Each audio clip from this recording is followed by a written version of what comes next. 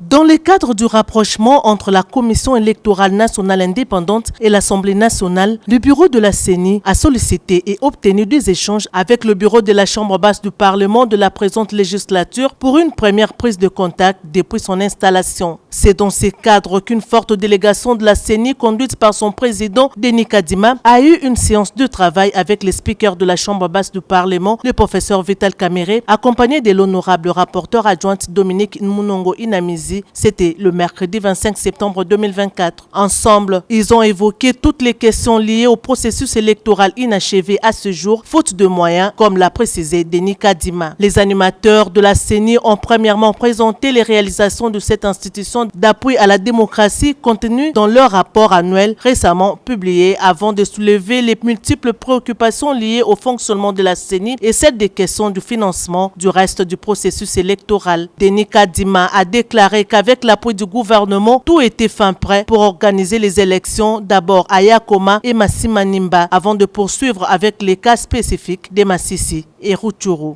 Oui, c'était une visite de courtoisie. Vous savez que la CENI est l'émanation de l'Assemblée nationale. Maintenant qu'il y a une nouvelle équipe, il fallait bien qu'on vienne pour faire le point. D'autant plus que nous sommes à mi-parcours depuis que nous avons commencé.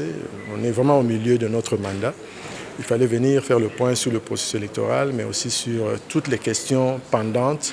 Il fallait en discuter et c'est ce qu'on a fait. Le président de l'Assemblée nationale a tenu à préciser que le cas des conseillers communaux évolue bien au niveau du gouvernement pour leur prise en charge, mais qu'il est important que la CENI puisse avoir les moyens pour parachever le reste du processus afin de lever l'équivoque de la dichotomie observée actuellement dans différentes municipalités.